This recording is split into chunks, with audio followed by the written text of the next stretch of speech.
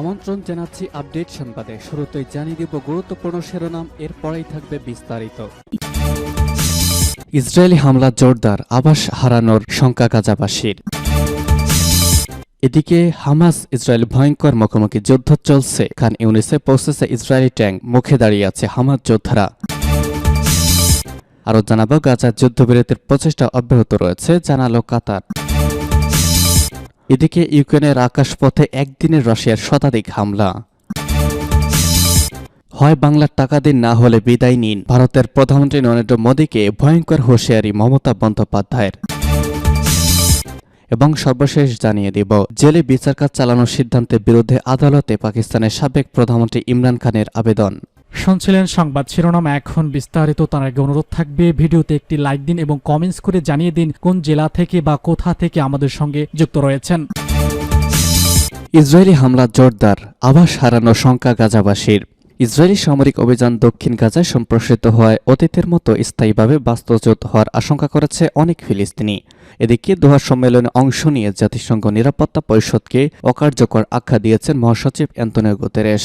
এদিকে ইসরায়েলি হামলা জোরদার হওয়ায় নতুন যুদ্ধবিরতির সুযোগ কমে আসছে বলেও প্রচেষ্টা অব্যাহত রাখার কথা জানিয়েছে কাতার। গাজার বিভিন্ন স্থানে আজও হামাসের যোদ্ধাদের সঙ্গে ইসরায়েলি বাহিনীর তুমুল লড়াই চলছে।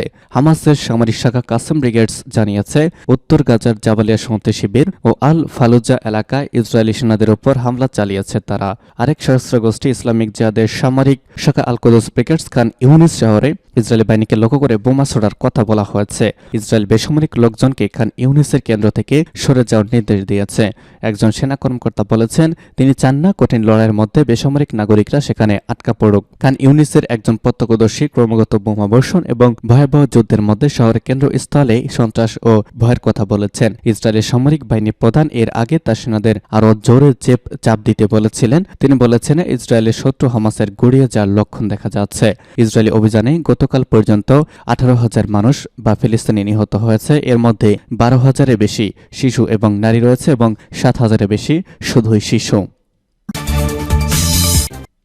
খান ইউনিসে পৌঁছেছে ইসরায়েলি ট্যাঙ্ক। ইসরায়েলি ট্যাঙ্কগুলো আজ দক্ষিণ গাজার প্রধান শহর খান ইউনিসের কেন্দ্রস্থলে পৌঁছেছে। যাত্রাপথে তুমুল সংঘর্ষ এবং ধ্বংসযজ্ঞ চালিয়েছে ইসরায়েল, খবর রয়টার্সের। বাসিন্দারা রয়টার্সকে বলেছেন, রাতের তীব্র লড়াইয়ের পর খান ইউনিসের মধ্য দিয়ে ট্যাঙ্কগুলো উত্তর দক্ষিণের প্রধান সড়কে পৌঁছেছিল। পাশাপাশি পূর্ব দিকে ইসরায়েলি অগ্রযাত্রা আরও ধীর হয়েছে এবং পশ্চিম তীরের এলাকায় ভারী গোলাবর্ষণ করা হয়েছে।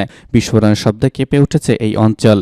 সাদা ধোঁয়ায় ছেয়ে গেছে শহরের আকাশ। অঞ্চলটিতে গাজার অন্যান্য অংশ থেকে পালিয়ে আসা হাজার হাজার বেসামরিক আশ্রয় নিয়েছিল বলে জানিয়েছে রয়টার্স।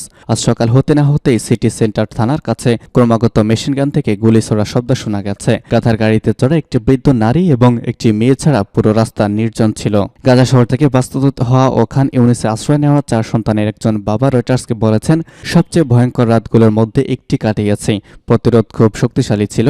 আমরা ঘন্টার পর ঘন্টা ধরে গুলির শব্দ, বিস্ফোরণের শব্দ শুনতে পেয়েছি। খান ইউনিসের ট্যাঙ্কগুলো শহরের কেন্দ্রস্থলে অবস্থিত জামাল আবদেল নাসির স্ট্রিটে পৌঁছেছে।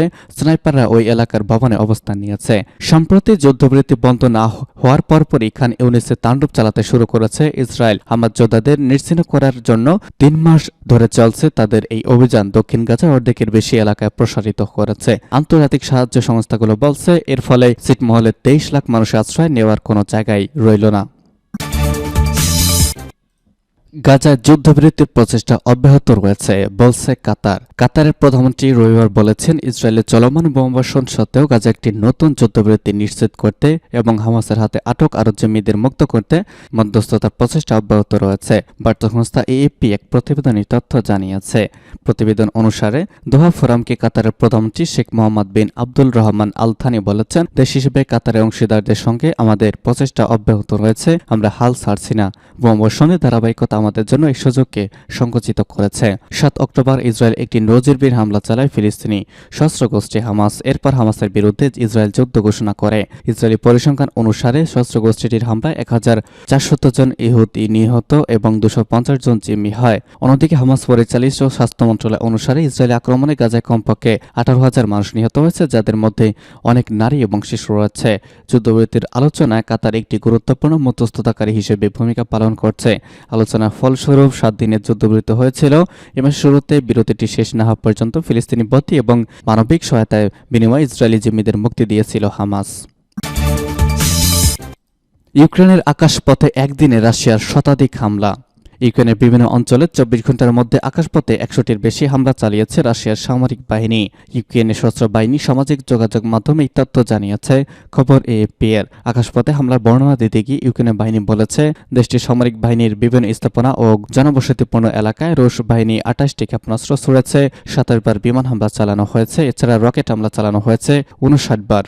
এদিকে ইউক্রেনের খেরসন অঞ্চলে 62টি কামানের আঘাত এনেছে বলে দাবি জানিয়েছেন এই অঞ্চলের সামরিক প্রশাসনের প্রধান ওলেকজান্দা প্রকোদিন। এতে আহত হয়েছেন এক নারী।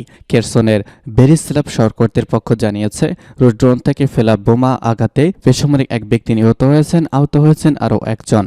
শীতকাল সামনে রেখে ইউক্রেনে হামলা জোরদার করেছে রাশিয়া। এর মধ্যে ইউক্রেনের জন্য নতুন সহায়তা তহবিল আটকে দেওয়া হয়েছে যুক্তরাষ্ট্রের পার্লামেন্টের উচ্চকক্ষ সিনেটে। এমন পরিস্থিতি Ukraine first lady Olena Zelenska বিবিসিকে বলেছেন, আমাদের আসলেই সহায়তা প্রয়োজন। সহজ ভাষা বলতে গেলে বর্তমান পরিস্থিতিতে আমাদের মোশরে পড়ে চলবে না, আমরা যদি তা করি তাহলে মরতে হবে। ওলেনা জেলেনস্কা আরও বলেছেন, ইউক্রেনকে সহায়তা করার যে উৎসাহ ছিল তা ম্লান হয়ে যাওয়ার ইঙ্গিত পাওয়াটা আমাদের খুবই কষ্ট দেয়। এটা আমাদের কাছে জীবন মরণের মতো বিষয়, এ কারণে আমরা কষ্ট পাই। এর আগে বৃহস্পতিবার ওয়াশিংটনে গিয়েছিলেন যুক্তরাজ্যের পররাষ্ট্রমন্ত্রী ডেভিড ক্যামেরন। এই সময় তিনি বলেছিলেন, রাশিয়ার বিরুদ্ধে লড়াই ইউক্রেনের পাশে রয়েছে পশ্চিমরা আর তাদের নেতৃত্ব দিচ্ছে যুক্তরাষ্ট্র। এ সময় ইউক্রেনের সহায়তায় তহবিলে অনুমোদন দেওয়ার জন্য মার্কিন আইন প্রণেতাদের প্রতি আহ্বান জানিয়েছেন তিনি। ক্যামেরন বলেছেন, ইউক্রেনের প্রেসিডেন্ট ভ্লাদিমির পুতিনের জয় সুযোগ করে দেওয়াটা হবে বিশ্বের জন্য সবচেয়ে নিকৃষ্টতম কাজ। মোদিকে বললেন মমতা, হয় বাংলার টাকা দিন, না হলে বিদায় নিন।